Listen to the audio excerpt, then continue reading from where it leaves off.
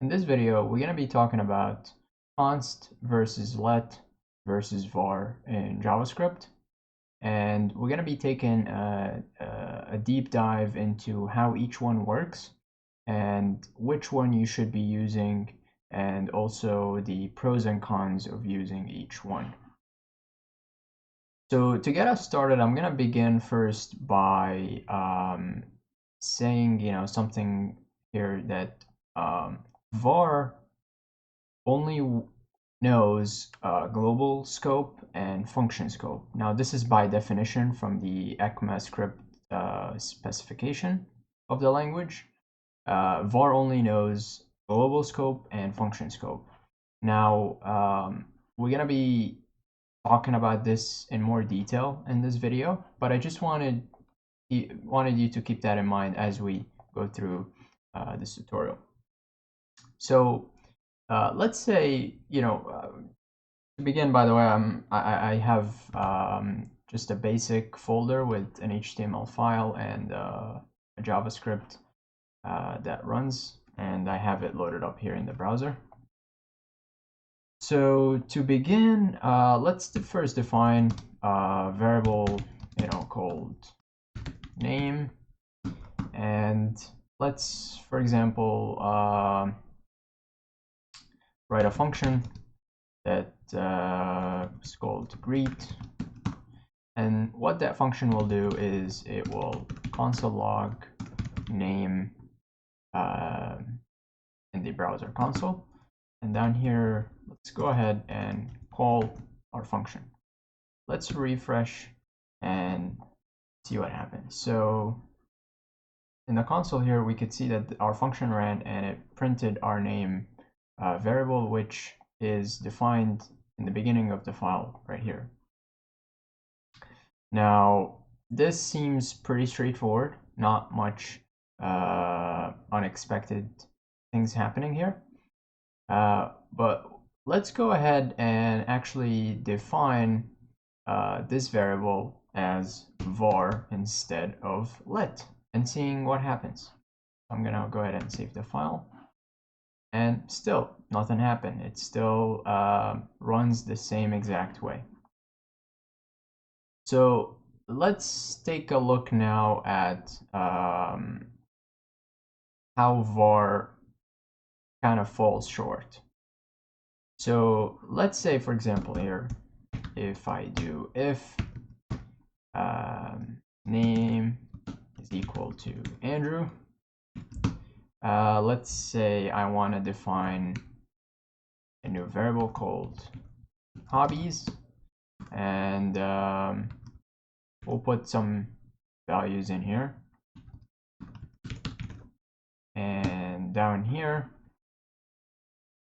we'll also console log hobbies. Now let's see what happens when I save. Okay, so what happened here is the program defined our name, Andrew, and then it came to our if statement. It says if name is equal to Andrew, which evaluates to true, then define this variable called hobbies, which is an array of values, and print that array here. This seems pretty straightforward. And then down here, we still have our same code. So where is the problem? The problem is down here, if I do another console log, and I'll say outside, just to differentiate, and I print the variable hobbies and save, what happens is that we get the first console log output, which comes from line 10, but then down here, this console log statement is executed, and it can access the variable hobbies, which is defined inside of our if statement. So this brings us to the topic of scoping. So any time you see curly braces, opening and closing curly braces, this means that we have entered a scope of our program. We are in a certain area of the code where we are in a tight scope. Anything we define over here should only be available within that scope and not outside. However, var, if you remember earlier what I said over here, var only knows global scope and function scope. So let's, for example, define a variable here. So we'll do age, and we'll put here 22. And down here, let's try to console log it. And we'll put age, and let's click save.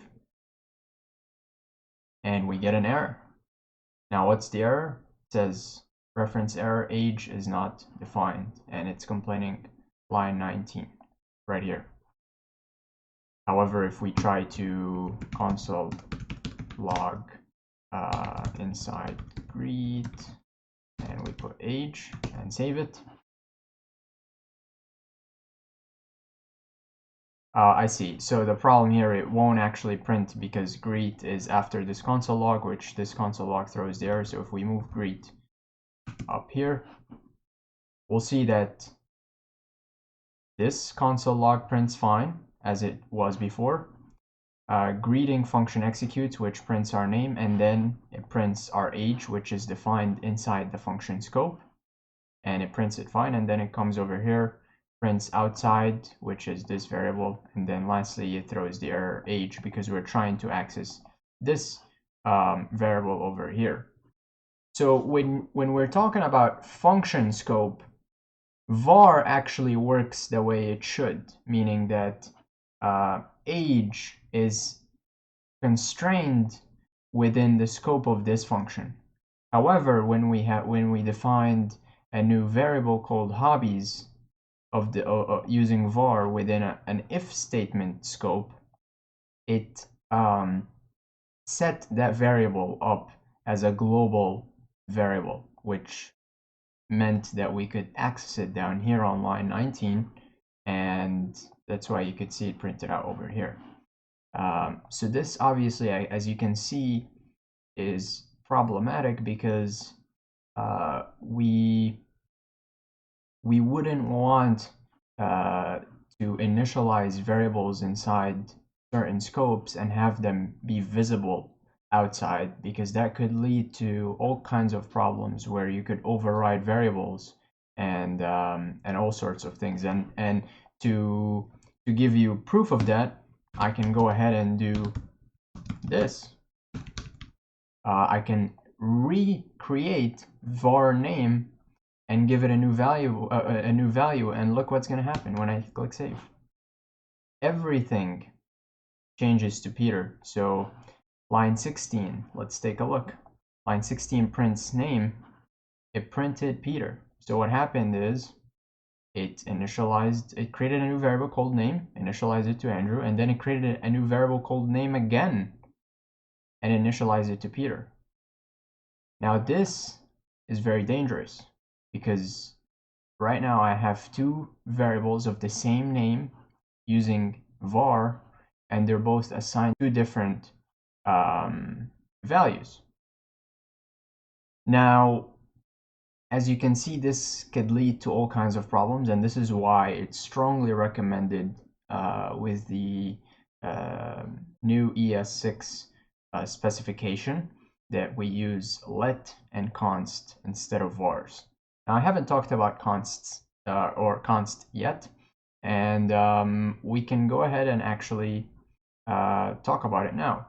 So const is pretty simple, and basically, if you define a variable as const, that means it does not change. So, for example, if we do siblings and we define this to 1, and we try to, for example, change siblings here to equal 2, and let's print siblings down here.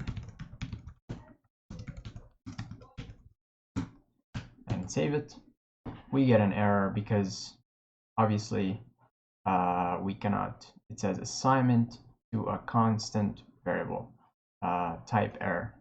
And let me zoom in so you guys can see. I should have done this earlier, but hopefully you can see the messages. So as you guys can see, this was a brief overview about the different kinds of variables you can create in JavaScript. Obviously, it's strongly recommended to use let and const nowadays, since we have gotten the ES6 specification. And you might ask, why do we still have var? Why does var still exist? And the main reason for it is because of backwards compatibility. If browsers all of a sudden stop supporting the var keyword, there are a lot of websites out there that still use var, and they still have scripts that are written in older versions of JavaScript that uses var, and that means it would basically just break a lot of websites, without doing much. So that's why it's still there. But obviously, for new projects and new work, it's strongly advised to use let and const because it could definitely protect you from running into weird bugs and issues that could make your life very difficult. So I hope this tutorial was helpful. And if you have any questions, please feel free to leave them in the comments below, and I'll make sure to answer all of them. And yep, I'll see you in the next video.